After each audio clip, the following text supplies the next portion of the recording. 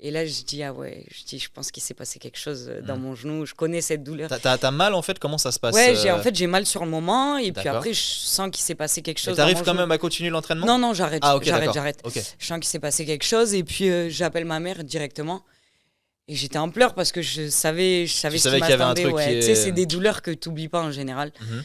Et j'appelle ma mère en pleurs. Et donc, ma mère un peu paniquée. Elle a sa fille au téléphone, elle Ouais. pleure. Surtout qu'en plus, t'avais déjà connu cette blessure à Ouais, l'époque. j'avais Donc déjà tu vas peut-être te connu. dire, C'est ça. ça me rappelle quelque chose Ouais. et c'est pas bon signe. C'est ça. Et du coup, elle me dit, mais qu'est-ce qu'il y a? Paniquée. Je lui dis, je me suis refait les croisés. Donc, le rôle d'une mère, c'est mais non, attends un peu de voir si vraiment. Et je lui dis, non, non, je suis sûre de moi. Donc, tout en pleurant. Voilà. Je suis sûre de moi et tout. Donc, je vais chez le kiné. Le kiné, il me dit, bon, ça tient plus. Enfin, je pense qu'il faut que tu fasses un IRM. Ma mère travaillait au Millénaire. Donc, Millénaire, c'est la clinique à Montpellier. D'accord, ok. Donc, elle m'a un IRM le lendemain. Donc, tout de suite, papa, il vient te chercher demain à Rodez parce que je ne pouvais pas conduire. Oui. Donc, papa, il arrive te chercher demain matin. Tu as l'IRM dans la foulée. Et puis, je me rappelle, à cette époque-là, il y avait, dans ma famille, il y avait mes tantes qui travaillaient à la clinique et tout ça. D'accord. Et j'avais mon meilleur ami qui m'avait accompagné. Et je rentre dans le truc de l'IRM. Donc, Covid, personne ne peut rentrer et tout. J'étais toute seule. Mhm.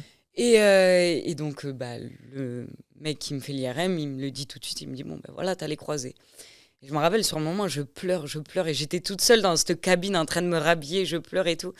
Et je me dis, tu sors pas tant que tu continues de pleurer. Parce que, voilà, c'est les croisés. Et au final, on t'annonce pas que tu peux quand même continuer à jouer au foot plus tard. T'as pas une maladie, t'as pas... Oui, c'est pas une fin de carrière C'est en pas, soi. c'est pas, voilà, c'est pas quelque chose où tu... Voilà, c'est pas quelque chose de très très grave non plus. Ça reste une blessure. Ça reste une qui très est grosse longue, où blessure, tu mais dis, tu vas continuer ta vie et tu seras quand même sur pied dans 3 mois, quoi.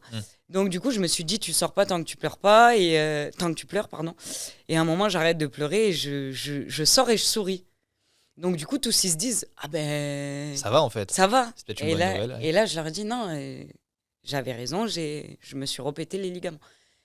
Et là, je pense qu'ils étaient choqués de me voir sourire et choqués que j'annonce aussi que j'ai encore les ligaments. Donc au final, je pense que d'avoir souri et de l'avoir bien pris, ça m'a aidé. Et ça m'a aidé dans le sens où ma famille, ils se sont dit, en fait, c'est pas une fin en soi. Si elle le prend comme ça, nous, on va le prendre comme elle et on va l'aider et on va être à fond derrière elle, en fait.